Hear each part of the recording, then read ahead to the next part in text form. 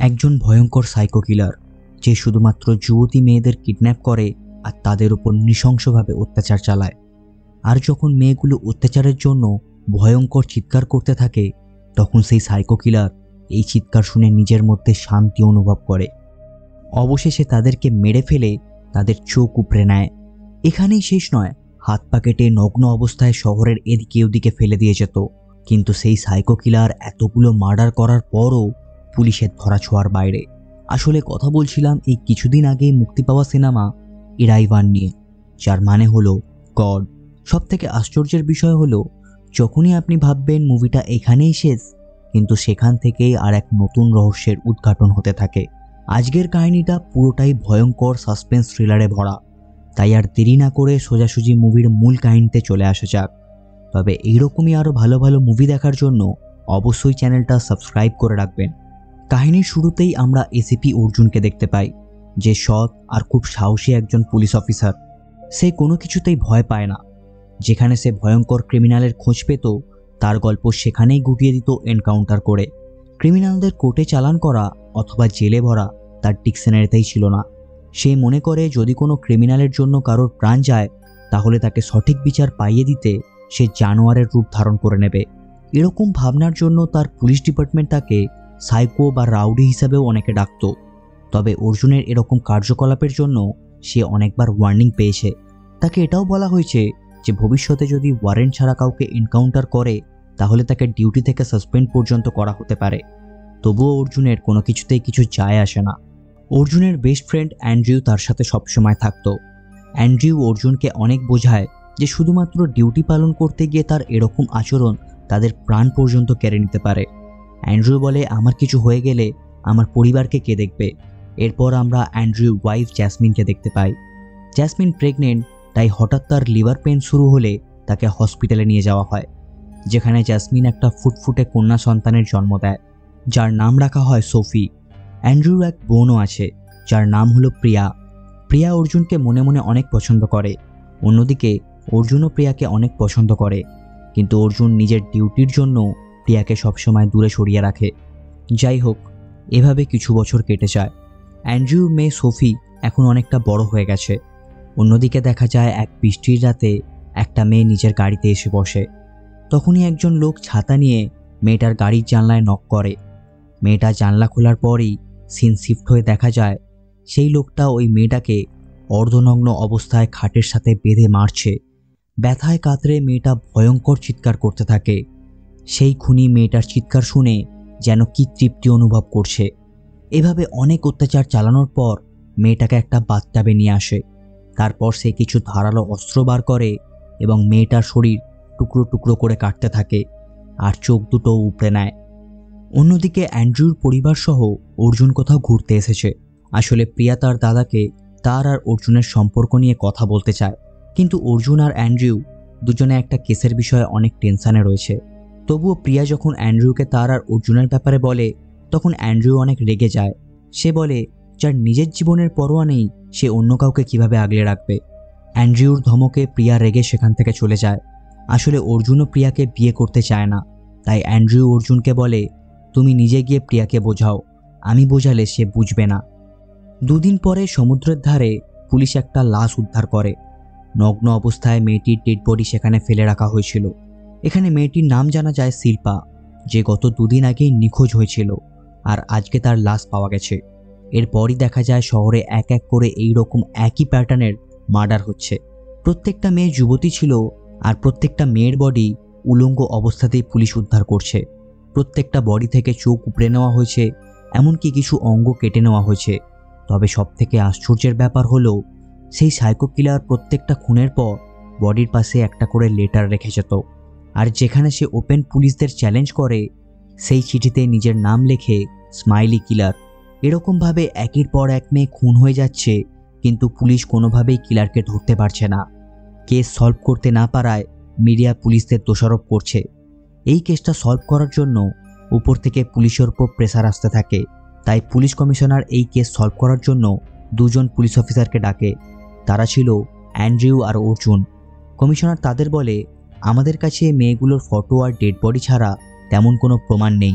যা করতে হবে তোমাদের দুজনকেই করতে হবে। এরপর অর্জুন ইনভেস্টিগেশন করে জানতে পারে সমস্ত মেয়েদেরই রাতে কিডন্যাপ করা হয়েছে। ডক্টরের কথা অনুযায়ী মেয়েগুলোকে অনেক ধারালো ছুরি দিয়ে কাটা হয়েছে আর তাদের ওপর প্রচুর অত্যাচার চালানো হয়েছে। অর্জুন এই কেসের ব্যাপারে একজন সাইকিয়াট্রিস্টের সাথে কথা বলে। সাইকিয়াট্রিস্ট বলতে থাকে এই কিলার শুধুমাত্র সিরিয়াল কিলার নয়, একজন সাইকোপ্যাথ। এই ধরনের মানুষেরা মেয়েদেরকে ব্রুটালি টর্চার করে মার্ডার করে। মেয়েগুলোর ভয়ঙ্কর চিৎকার শুনতে তাদের ভালো লাগে। অর্জুন আর অ্যান্ড্রিউ সেই কিলারকে ধরার জন্য অনেক স্টাডি করে, কিন্তু সেই মৃত্যু যেন থামছিলই না।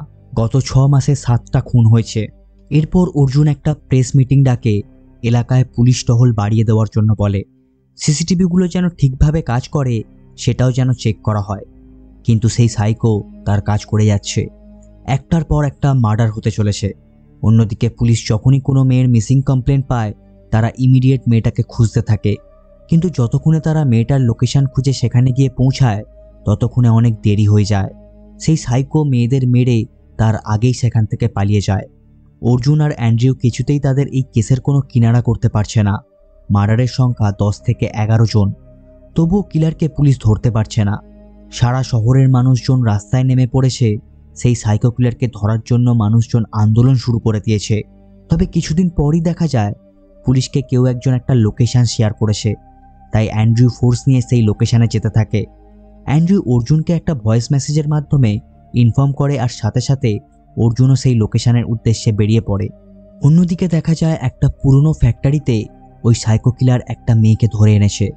তবে কিছুক্ষণের মধ্যেই পুলিশ সেই লোকেশনে পৌঁছে যায় আর ওই সাইকো কিলারও জানতে পেরে যায় যে পুলিশ সেখানে চলে এসেছে। এরপরেই অর্জুন সেখানে আসে। সে এসে দেখতে পায় পুলিশের এক একজনের লাশ এদিকে ওদিকে পড়ে রয়েছে। একটু এগোতেই দেখে অ্যান্ড্রিউ আঘাত পেয়েছে, তার শরীর থেকে অনেক রক্ত বেরোচ্ছে। তখনই সেখানে সেই সাইকো কিলার চলে আসে আর দুজনের মধ্যে ফাইট শুরু হয়। তবে কিছুক্ষণের মধ্যেই বাকি পুলিশ অফিসার সেখানে চলে আসে আর সেই সাইকো কিলারকে ধরে ফেলে। পুলিশ সেখান থেকে শেষ ভিকটিমকে উদ্ধার করে, যার নাম হলো সালু, আর ওই সাইকো কিলারের নাম হলো ব্রহ্মা। অর্জুন তারপরই অ্যান্ড্রিউকে নিয়ে হসপিটালে পৌঁছায়, কিন্তু হসপিটালে পৌঁছানোর পর অ্যান্ড্রিউ মারা যায়। নিজের বেস্ট ফ্রেন্ডকে এভাবে মারা যেতে দেখে অর্জুন প্রচণ্ড কষ্ট পায়। অ্যান্ড্রিউর মৃত্যুর খবর যখন তার পরিবার জানতে পারে তখন জ্যাসমিন আর প্রিয়া দুজনেই প্রচণ্ডভাবে কান্নায় ভেঙে পড়ে। অ্যান্ড্রিউ অর্জুনের একমাত্র বন্ধু ছিল, সে তাকে ছাড়া কোনো কাজই করত না। তাই সে সিদ্ধান্ত নেয় সে আর পুলিশের চাকরি করবে না। অর্জুন তার সিনিয়র অফিসারের কাছে গিয়ে তার রেজিগনেশন দিয়ে দেয়।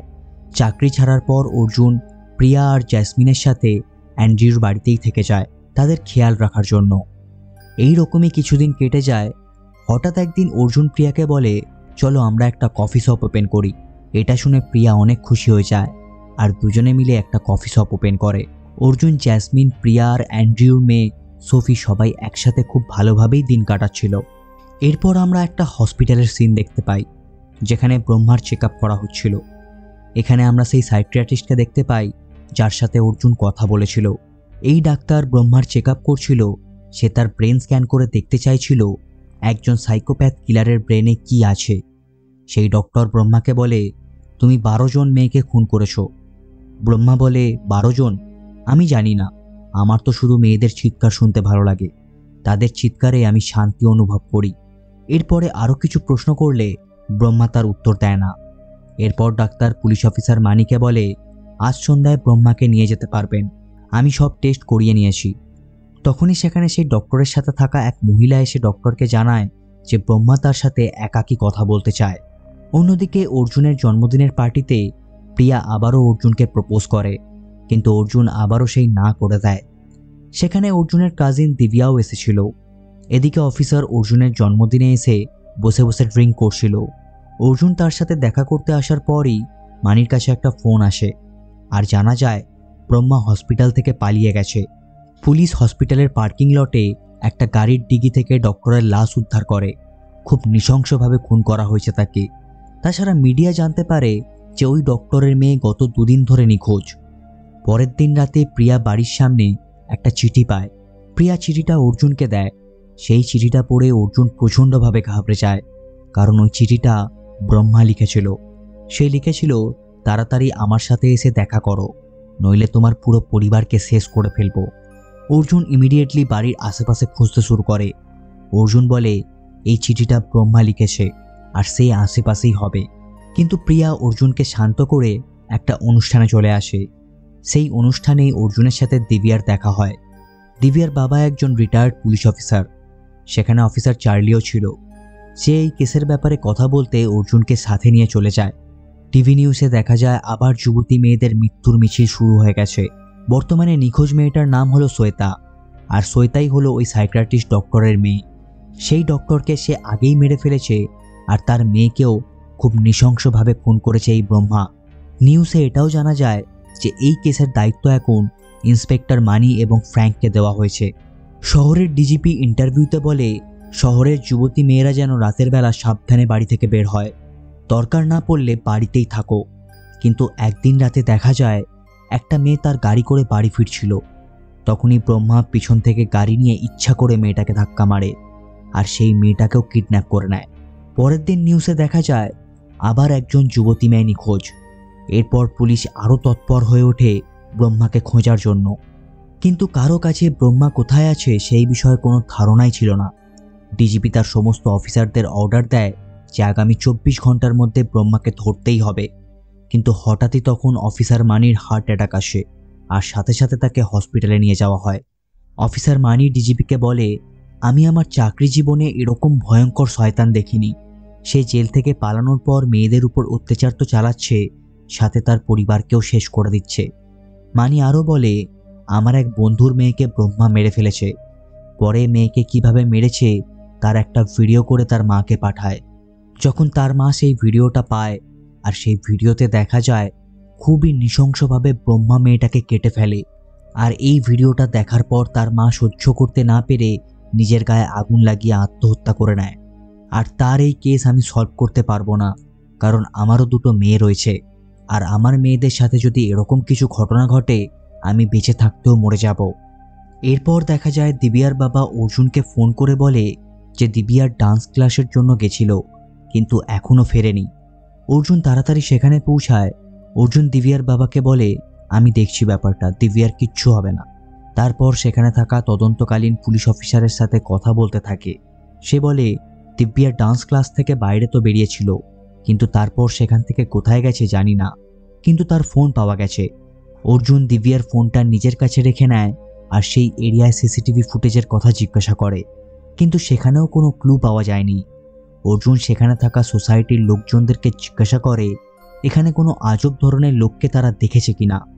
সবাই না বললেও কিন্তু সেখানে থাকা একটা ছোট্ট বাচ্চা বলে, আমি একটা আজব ধরনের লোককে দেখেছি, আর সে তার খয়েরি রঙের গাড়িতে বসেছিল। সেই বাচ্চা ছেলেটা আরও বলে, আমরা যখন ক্রিকেট খেলছিলাম তখন বল ওই গাড়ির কাঁচ ভেঙে ভেতরে চলে যায়, কিন্তু ভেতরে থাকা লোকটা আমাদেরকে কিছু না বলেই বল ফেরত দিয়ে দেয়। অর্জুন তখনই বুঝে যায় এই নিশ্চয়ই ওই সাইকোপ্যাথ কিলারটাই হবে। অর্জুন পুলিশদের বলে, সাধারণত চোর চুরি করে সেখান থেকে তাড়াতাড়ি লম্পট দেয়, কিন্তু এই সাইকো মেয়েদেরকে কিডন্যাপ করার পর সেখানে আরও 2-4 ঘন্টা থাকে, তারপর সেখান থেকে পালায়। মেয়েদেরকে কিডন্যাপ করার সাথে সাথে গাড়ির মধ্যেই মেয়েদেরকে অজ্ঞান করে দেয়। অর্জুন তার বন্ধু দীপককে ফোন করে বলে এই এরিয়ার আশেপাশের সমস্ত সিসিটিভি চেক করার জন্য, আর সেখানে খয়েরি কালারের কোনো গাড়ি কোন দিকে যাচ্ছে। দীপক সিসিটিভি চেক করার পর খয়েরি রঙের একটা গাড়ি দেখতে পায়, আর তাড়াতাড়ি অর্জুনকে ফোন করে বলে দেয় যে গাড়িটা কোন দিকে যাচ্ছে। দীপকের ডিরেকশন অনুযায়ী অর্জুন গাড়ি নিয়ে সেই কিলারের পেছনে যেতে থাকে, কিন্তু দীপক বলে কিলার যেদিকে যাচ্ছে সেই দিকে সিসিটিভি নেই, তাই আমরা তাকে আর ট্র্যাক করতে পারবো না। কিন্তু অর্জুন বলে সেটা আমার উপর ছেড়ে দাও। এরপর অর্জুন এগোতে থাকে। অর্জুন এখন এমন এক জায়গায় পৌঁছে গেছে যেখানে আর কোনো সিসিটিভি নেই। তখনই অর্জুনের পাশে রাখা দিব্যার ফোনটা বাজতে থাকে। দিব্যার বাবা দিব্যার ফোনে ফোন করেছে। তখনই অর্জুনের মাথায় একটা আইডিয়া আসে।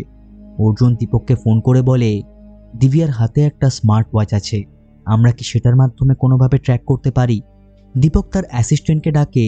অ্যাসিস্ট্যান্ট অর্জুনকে গাইড করতে থাকে যে ফোনের মধ্যে ফাইন্ড মাই ডিভাইস বলে একটা অপশান রয়েছে, সেখান থেকেই দিব্যার ওয়াচ ট্র্যাক করতে পারবে। অর্জুন সেই অপশানে ক্লিক করতেই দিব্যার লোকেশন দেখিয়ে দেয়। অর্জুন তাড়াতাড়ি সেই দিকেই যেতে থাকে। সেখানে গিয়ে সে দিব্যাকে পেয়েও যায়, তবে কিলার দিব্যার গলা কেটে দিয়েছিল। কিন্তু তখনও দিব্যা বেঁচে ছিল। অর্জুন তাড়াতাড়ি দিব্যাকে নিয়ে হসপিটালের উদ্দেশ্যে রওনা হয়, কিন্তু দুর্ভাগ্যবশত মাঝ রাস্তাতেই দিব্যা মারা যায়।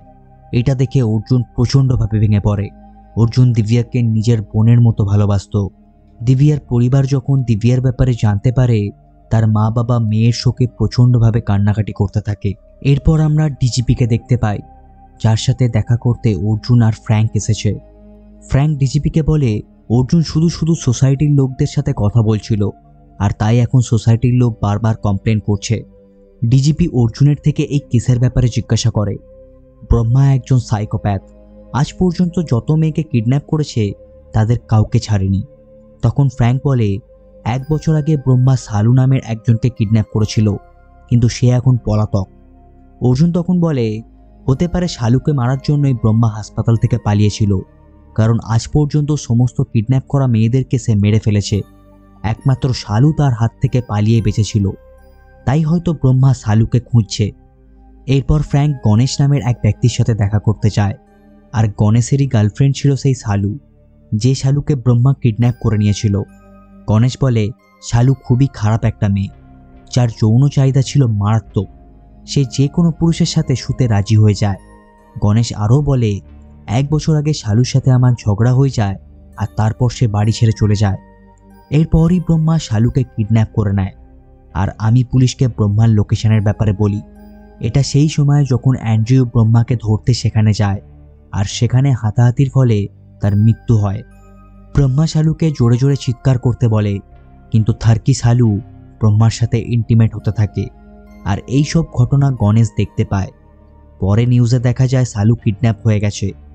অর্জুন ইন্সপেক্টর মানিকে ফোন করে বলে যে আমি সেখানে যাচ্ছি যেখানে প্রথমবার ব্রহ্মাকে ধরা হয়েছিল। অন্যদিকে ইন্সপেক্টর ফ্র্যাঙ্ক তার সমস্ত পুলিশদের বলে দেয় যেখানে ব্রহ্মাকে দেখবে সেখানেই তাকে গুলি করে মেরে ফেলবে। এদিকে দেখা যায় ব্রহ্মা শালুকে কিডন্যাপ করে বেঁধে রেখেছে। তখনই সেখানে অর্জুন পৌঁছে যায়। ব্রহ্মা আর অর্জুনের মধ্যে ফাইট শুরু হয়। ফাইট চলাকালীন অর্জুন বলে আমি জানি ব্রহ্মা অন্য কেউ, আর সেই তোকে এসব করতে বলেছে। কিন্তু ব্রহ্মা বলে আমি তোকে তার নাম বলবো না, কারণ আমি শালুকে মেরে নিজেই সারেন্ডার করে দেবো। তখনই সেখানে বাকি পুলিশ অফিসার চলে আসে আর ব্রহ্মাকে মেরে ফেলে। সব থেকে আশ্চর্যের বিষয় হলো শহরে মৃত্যুর মিছিল এখনো কমেনি। একটার পর একটা মেয়ে খুন হয়ে যাচ্ছে। অর্জুনের মাথায় ঢুকছে না যে ব্রহ্মা মারা যাবার পরও খুনগুলো কে করছে। তখন প্রিয়া আসে অর্জুনের সাথে দেখা করতে। প্রিয়া অর্জুনের থেকে এই কেসের ফাইলগুলো নিয়ে নেয়। প্রিয়ার এই কাজের জন্য অর্জুন প্রচণ্ড রেগে যায়, আর এতে প্রিয়াও মনে মনে অনেক কষ্ট পায়। অর্জুন বলে যে কেউ এই নতুন কিলার, সে আমাকে মারার চেষ্টা করবে, তাই আমি ঠিক করেছি আমি এই বাড়ি থেকে চলে যাব, যাতে তুমি সেফ থাকো। তখন প্রিয়া অর্জুনকে একটা কথাই জিজ্ঞাসা করে, এতদিন তুমি এই বাড়িতে কি করছিলে? আমার জন্য ছিলে নাকি আমার ভাইয়ের জন্য? প্রিয়ার প্রশ্নের উত্তর নেই অর্জুনের কাছে, তাই প্রিয়া কাঁদতে কাঁদতে সেখান থেকে বেরিয়ে যায়। পরে আবার একটা মেয়ের লাশ পাওয়া যায়। তবে অর্জুন ডিজিপিকে বলে এটা কপিক্যাট কিলারের কাজ, যে ব্রহ্মাকে কপি করছে। ব্রহ্মা হসপিটাল থেকে পালিয়ে যাওয়ার পিছনে এই কিলারের হাত আছে। হয়তো সেই সাইকিয়াট্রিস্টের মেয়েকে এই কিলার কিডন্যাপ করেছিল, আর সেই ডক্টর হয়তো জানতে পেরে গেছিল তার মেয়ে কিডন্যাপ হয়েছে, তাই বাধ্য হয়েই ডক্টর ব্রহ্মাকে হসপিটাল থেকে পালিয়ে যেতে সাহায্য করেছে। আর সেখান থেকে পালানোর সময় সে সেই সাইকিয়াট্রিস্টকেও মেরে ফেলে। অর্জুন আরও বলে যে শালু, শ্বেতা, দিব্যাকে ওই কপিক্যাট কিলাররাই মেরেছে। এরপর আমরা দিব্যার বাবাকে দেখতে পাই, যে দিব্যার নামে একটা পার্সেল রিসিভ করে। সেখানে একটা পেন ড্রাইভ ছিল। দিব্যার বাবা নিজের ঘর ভিতর থেকে বন্ধ করে দেয়। তখনই দিব্যার মা কল করে অর্জুনকে সেখানে ডেকে নেয়। দিব্যার বাবা যখন সেই পেন ড্রাইভটা চালায়, দেখা যায় দিব্যাকে কিভাবে মারছে তার পুরো ভিডিও ব্রহ্মা করেছে। এই ভিডিও দেখে দিব্যার বাবা প্রচণ্ডভাবে কান্না করতে থাকে। তখনই সেখানে অর্জুন পৌঁছায়, কিন্তু ততক্ষণে দিব্যার বাবা তার মেয়ের মৃত্যু দেখে সহ্য করতে না পেরে মারা গেছে। এটা দেখার পর অর্জুন আর দিব্যার মাও শোকে পাথর হয়ে যায়। এরকমভাবে আরও কিছুদিন কেটে যায়। দেখা যায় ডিজিপি ফ্র্যাঙ্কের সাথে সাসপেক্টের বিষয়ে জিজ্ঞাসা করছে, এখন এই দ্বিতীয় কিলার আবার কে? ফ্র্যাঙ্ক বলে শেষবার গণেশের সাথে কথা বলে আমরা জানতে পারি কিলার যখন তার গার্লফ্রেন্ড শালুকে মারছিল তখন সে সেখানেই ছিল। গণেশের বাড়িতে সেই সব মেয়েদের ফটো ছিল যাদের ব্রহ্মা মেরেছিল, কিন্তু এখন গণেশকে খুঁজে পাওয়া যাচ্ছে না, আর সে এখন ডিপ্রেশনের শিকার। সব শুনে ডিজিপি গণেশকে গ্রেফতার করার অর্ডার দেয়। অর্জুন তার কফি শপ থেকে বাইরে আসলে সে তার গাড়িতে একটা চিঠি পায়, যেটা ওই কপিক্যাট কিলার লিখেছে। এটা দেখে অর্জুন তাড়াতাড়ি পুলিশ স্টেশনে যায় আর ব্রহ্মার কেস ফাইল পড়তে থাকে। সেখান থেকে সে জানতে পারে জেলে ব্রহ্মার সাথে দেখা করতে দুজন লোক আসতো, একজন চার্চের ফাদার আর একজন লয়ার, কিন্তু ফাইলে শুধু লয়ারের নাম দেওয়া আছে। তখন সেখানকার হাবিলদারের থেকে অর্জুন জিজ্ঞাসাবাদ করে জানতে পারে যে ফাদার তখনই আসতো যখন বাকি জেলের কয়েদিদের সাথে সে দেখা করতে চাইতো। অর্জুন জিজ্ঞাসা করে ফাদারের সাথে আর কেউ আসতো? হাবিলদার বলে হ্যাঁ, তার সাথে আরও একজন আসতো। অর্জুন তাড়াতাড়ি চার্চে গিয়ে পৌঁছায় আর ফাদারের সাথে দেখা করে। অর্জুন ফাদারকে জিজ্ঞাসা করে আপনি যখন জেলের কয়েদিদের সাথে দেখা করতে যেতেন তখন আপনার সাথে কে যেত? ফাদার বলে তার নাম বাবু, আর এই বাবুকে অর্জুন এর আগেও জেলে পাঠিয়েছিল। বাবুর সাথে অর্জুনের দেখা হতেই অর্জুন বাবুকে সেখান থেকে কলার ধরে নিয়ে যেতে থাকে। সেটা দেখে সেখানকার ফাদার ইন্সপেক্টর ফ্র্যাঙ্ককে ফোন করে বলে যে অর্জুন বাবুকে ধরে নিয়ে গেছে। অর্জুন বাবুকে নিয়ে একটা নির্জন এলাকায় আসে, মারধর করে বাবুকে জিজ্ঞাসা করে যে এই সমস্ত মার্ডারগুলো তুই করেছিস তাই না? আর সবথেকে বড় কথা, আমার পিছনেই বা কেন পড়েছিস? বাবু বলে আমি কোনো মার্ডার করিনি, আমি কিছুই জানি না। রাগ কন্ট্রোল করতে না পেরে অর্জুন বাবুর একটা আঙুল ভেঙে দেয়। তখনই সেখানে ইন্সপেক্টর ফ্র্যাঙ্ক পৌঁছে যায় আর সাথে ডিজিপিও আসে। ফ্র্যাঙ্ক বলে বাবু বলছিল অর্জুনই নাকি শালুকে কিডন্যাপ করেছিল। এটা শুনে ডিজিপি অর্জুনের কাছে জিজ্ঞাসা করে, তখন অর্জুন পুরো ঘটনা বলতে থাকে। অর্জুন বলে আমি শালুর কাছে গেছিলাম তাকে প্রোটেকশন দেওয়ার জন্য, কিন্তু সে পুলিশ প্রোটেকশন নিতে রাজি হয় না, কারণ ব্রহ্মা নাকি তাকে মারবে না। আর আমি ব্রহ্মা পর্যন্ত পৌঁছানোর জন্য শালুকে কিডন্যাপ করি, আর শেষ পর্যন্ত আমরা ব্রহ্মাকে সেখানে গিয়ে ধরি। ফ্র্যাঙ্ক বাবুকে জিজ্ঞাসা করে অর্জুন যখন শালুকে কিডন্যাপ করছিল সেই জায়গায় তুই কি করছিলি? বাবু বলতে থাকে গণেশ একজন ফটোগ্রাফার আর ছোটোখাটো কিছু কাজ আমাকে দিত, তাই কাজ শেষ করে আমি সেখান থেকে বাড়ি যাচ্ছিলাম। তখনই আমি দেখতে পাই অর্জুন শালুকে কিডন্যাপ করে নিজের সাথে নিয়ে যাচ্ছে। অন্যদিকে চার্চের ফাদার নিউজ রিপোর্টারদের কাছে ইন্টারভিউ দেয় যে অর্জুন বাবুকে জোর জবরদস্তি ধরে নিয়ে গেছে। সমস্ত নিউজ চ্যানেলে প্রচার করা হয় বাবু একজন নিরীহ গরিব ছেলে, তাকে বাঁচানোর জন্য আমাদের সবাইকে এগিয়ে আসা উচিত। এই রকম পরিস্থিতির চাপে পড়ে ডিজিপি বাবুকে ছেড়ে দেয়। এদিকে তখন দেখা যায় শালু যে হসপিটালে ভর্তি ছিল সেখানে গণেশ এসে শালুকে নিজের সাথে নিয়ে যায়। ডিজিপি তৎক্ষণাৎ গণেশকে গ্রেপ্তার করার অর্ডার দেয়। তখনই আমরা গণেশ আর শালুকে দেখতে পাই। গণেশ শালুকে বারবার বোঝানোর চেষ্টা করছে যে বাবু তোমাকে মারতে চাইছে, তাই আমি হসপিটাল থেকে তোমায় এখানে নিয়ে এসেছি। কিন্তু শালু গণেশের কথা বিশ্বাস করতে চায় না। গণেশের রাগ মাথায় উঠে গেলে সে শালুকে জোর জবরদস্তি বিশ্বাস করানোর চেষ্টা করে। এই ঘটনার মধ্যে শালু নিজেকে বাঁচাতে একটা চাকু নিয়ে গণেশের গলায় ঢুকিয়ে দেয়, আর গণেশ সেখানেই মারা যায়। ঠিক তখনই সেখানে বাবু চলে আসে। এদিকে ডিজিপির রিপোর্টারদের সাথে প্রেস কনফারেন্স চলছিল, সেখানে অর্জুন উপস্থিত ছিল। তখনই অর্জুনের হঠাৎ করে মনে পড়ে যায় দিব্যার বাড়িতে যখন পার্টি চলছিল তার মধ্যে বাবুও সেখানে উপস্থিত ছিল। অর্জুন সেখান থেকে তাড়াতাড়ি বাবুর বাড়িতে চলে যায়। সেখানে গিয়ে বাবুর কম্পিউটারে সেই সব মেয়েদের ছবি দেখতে পায় যাদেরকে কিলার মেরেছিল। সেই সব মেয়েদের মধ্যে একটা ছবি দিব্যারও ছিল। তখনই সেখানে বাবু চলে আসে, আর অর্জুন বাবুকে দেখা মাত্রই তাকে মারতে আরম্ভ করে। বাবু চালাকি করে অর্জুনের উপর হামলা করে তাকে একটা রুমের মধ্যে বন্ধ করে দেয়। তখন অর্জুনকে তার নিজের সমস্ত ঘটনা বলতে শুরু করে। 1 বছর আগে অর্জুন যখন বাবুকে জেলে পাঠিয়েছিল তখন বাবুর সাথে দেখা করতে চার্চের সেই ফাদার আসে। তখন থেকেই ফাদার বাবুকে নিজের সাথে কাজে রেখে দেয়। অর্জুন বাবুকে জিজ্ঞাসা করে তুই ব্রহ্মাকে কিভাবে চিনলি? বাবু বলে যখন আমি জেলে ফাদারের সাথে কয়েদিদের সাথে দেখা করতে যেতাম তখন সেখানেই আমার ব্রহ্মার সাথে দেখা হয়, আর আমি ফাদারকে মিথ্যে বলেছিলাম যে ব্রহ্মা আমাকে অনেক বিরক্ত করেছে, আমি আমার রাগ মেটাতে ব্রহ্মার সঙ্গে কথা বলতে চাই। তখনই বাবু প্রথমবার ব্রহ্মার সাথে দেখা করে।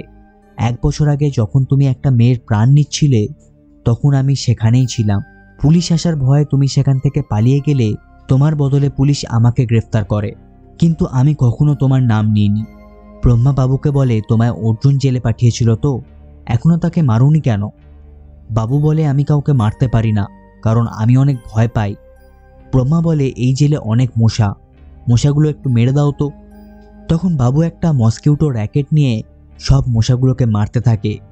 ব্রহ্মা বলতে থাকে, এই মশাগুলোর মধ্যেও প্রাণ ছিল, আর তুমি এক ঝটকায় কতগুলো প্রাণ কেড়ে নিলে। এমনই আমি যখন মেয়েগুলোকে মারি তখন আমার খুব আনন্দ হয়। আর ঠিক এইভাবেই ব্রহ্মা বাবুর মন থেকে ভয়টাকে একবারে নিশ্চিহ্ন করে দেয়। আর তারপরই একটার পর একটা মেয়েদের মারতে থাকে বাবু। যেদিন বাবু আর ব্রহ্মা মিলে দিব্যার মার্ডার করছিল, সেদিন অর্জুন আসার খবর তারা পেয়ে যায়। অর্জুনের আওয়াজ শুনে বাবু ভয় কাঁপতে শুরু করে, কিন্তু তখন ব্রহ্মা তাকে বোঝায়, এখন তুই আর বাবু নোস, যা অর্জুনের সাথে গিয়ে কথা বল। কিন্তু যখন অর্জুন ব্রহ্মাকে মারছিল, তখন মারা যাওয়ার সময় ব্রহ্মা হাসছিল, আর এটাই বাবু দেখে নেয়। তখন থেকেই তার মনের মধ্যে ভয় জিনিসটা একদমই শেষ হয়ে যায়। তখনই অর্জুন দরজা ভেঙে বাবুর উপরে হামলা করতে শুরু করে, কিন্তু তার মধ্যেই সেখানে ইন্সপেক্টর ফ্র্যাঙ্ক এসে হাজির হয় আর অর্জুনকে সেখান থেকে নিয়ে চলে যায়। ডিজিপি অর্জুনকে বলে, তুমি নিজের হাতে আইন তুলে নিয়েছো, আর এই কারণের জন্য আমি তোমাকে গ্রেফতার করছি। তখন অর্জুন বলে, এই সব খুনের পেছনে বাবুর হাত রয়েছে, আর সে জেনে বুঝেই এই কেসে আমাকে আবার টেনে এনেছে। সে বেকার বেকারই দিব্যাকে মেরেছে। যখন আমি তার স্টুডিওতে যাই, সেখানে আমি একটা ক্যামেরা দেখতে পাই। বাবু সেই ক্যামেরার মাধ্যমে সব ভিকটিমদের ওপরে নজর রাখত, আর সব ভিকটিমদের মধ্যে সেখানে একটা ভিকটিম তো বাবুর নিজের বোন। সবকিছু শোনার পর ডিজিপি ইমিডিয়েট বাবুকে গ্রেফতার করার অর্ডার দেয়। তখনই অর্জুনের কাছে জ্যাসমিনের ফোন আসে। জ্যাসমিন বলে, বাবু সফিকে কিডন্যাপ করে নিয়েছে আর তোমায় চার্চে ডেকেছে। অর্জুন তাড়াতাড়ি চার্চে পৌঁছে যায়, যেখানে ফাদারও উপস্থিত ছিল। ফাদারও জানতে পারে এই সব মার্ডারের পেছনে বাবুরই হাত রয়েছে। তখন অর্জুন বাবুকে সফির ব্যাপারে জিজ্ঞাসা করে। বাবু বলে, আমি যদি সফিকে না মারি তাহলে আমি কোনোদিন ব্রহ্মা হতে পারবো না। বাবু এটাও বলতে থাকে যে আমি যখনই তোমায় দেখি তখনই আমি ঘাবড়ে যাই, আর আমার একটা ইচ্ছে, তোর চোখে আমি কষ্ট দেখতে চাই। বাবু তখন জ্যাসমিনকে বলে, যদি দেরি হয়ে যায় তাহলে আর সফিকে বাঁচানো যাবে না। তখন অর্জুন সবাইকে নিয়ে বাবুর দেওয়া অ্যাড্রেসে যেতে থাকে, কিন্তু রাস্তায় যেতে যেতে হঠাৎ জ্যাসমিন গাড়ি থেকে ঝাঁপ মেরে আত্মহত্যা করে নেয়। এটা দেখে অর্জুন পুরোপুরি শক্ট হয়ে যায় আর বাবুকে প্রচণ্ডভাবে মারতে থাকে। তখন বাবু বলে, যদি সফিকে বাঁচাতে চাস তাহলে আমার সাথে চল। তারা দুজন বাবুর সেই অ্যাড্রেসে পৌঁছে যায়। তখন বাবুর আবার নতুন ইচ্ছা জাগে। সে বলে, আমি তোকে মারতে চাই, তারপরই আমি সফি কোথায় আছে সেটা বলবো। বাবু অর্জুনকে প্রচণ্ডভাবে মারতে থাকে। তারপরই বলে, ওই যে সামনে রাখা বস্তাটার মধ্যে সফি রয়েছে। যখন অর্জুন সেই বস্তাটা খুলতে যায়, তখনই বাবু সেই বস্তাতে গুলি চালায়, কিন্তু দেখা যায় সেখানে সালুর মৃতদেহ ছিল। বাবু ভয় পেয়ে সেখান থেকে পালিয়ে যেতে থাকে। অন্যদিকে প্রিয়া ততক্ষণে সেখানে এসে হাজির হয়েছে। প্রিয়া অর্জুনকে এসে বলে, বাবু সফির বদলে আমায় মারতে চায়। তখন অর্জুন আর প্রিয়া দুজনেই সফিকে খুঁজতে শুরু করে। কিছুক্ষণ পরই বাবু সফির গলায় ছুরি ধরে তাদের সামনে আসে। অর্জুনকে বলে, আমি তোর চোখে ভয় দেখতে পাচ্ছি না, তোকেই ঠিক করতে হবে আমি কাকে মারব, প্রিয়া নাকি সফি। প্রিয়া সফিকে বাঁচাতে বাবুর দিকে এগোতে থাকে। বাবু সফিকে ছেড়ে দিয়ে যখনই প্রিয়াকে ধরতে যায়, তখনই অর্জুন একটা চাকু নিয়ে বাবুর চোখে মারে। তৎক্ষণাৎ বাবু ঘায়েল হয়ে যায়, কিন্তু ততক্ষণে বাবুও প্রিয়ার গলায় হামলা করে দিয়েছে, যার কারণে প্রিয়া আহত হয়ে যায়। অর্জুন ইমিডিয়েট প্রিয়াকে নিয়ে হসপিটালে আসে। হসপিটালে এসে অপারেশন হয়ে যাওয়ার পর প্রিয়া বেঁচে যায়, আর সেখানেই অর্জুন প্রথমবার প্রিয়াকে প্রপোজ করে। এই হসপিটালে বাবুকেও ভর্তি করা হয়, আর সেও বেঁচে যায়। কিন্তু নিউজে দেখানো হয় এই সব মার্ডারের পেছনে বাবু নামের একজন লোক ছিল, তাকে পুলিশ এনকাউন্টার করে দিয়েছে। এটা দেখার পর বাবু সাহায্যের জন্য চিৎকার করতে থাকে, আর তখনই অর্জুন তার রুমে আসে। হসপিটালের মধ্যেই অর্জুন বাবুর কাহিনীর দি এন্ড করে দেয়, আর এখানেই মুভিটা শেষ হয়। দেখেছো কতটা ভয়ঙ্কর সাইকো, শুধুমাত্র আনন্দের জন্য যুবতী মেয়েদের খুন করত, সত্যি ভাবা যায় না। যাই হোক বন্ধুরা, তোমাদের কাছে আমার একটা ছোট্ট অনুরোধ, যদি মুভি ভালো লেগে থাকে, এক্সপ্লেনেশন ভালো লেগে থাকে, তাহলে একটা লাইক করে অবশ্যই কমেন্টে জানিও। আর যদি আরও বেশি ভালো লেগে থাকে তাহলে অবশ্যই চ্যানেলটা সাবস্ক্রাইব করে আমার এই ছোট্ট পরিবারের সদস্য হয়ে যাও। আজ আসি, দেখা হবে পরের ভিডিওতে।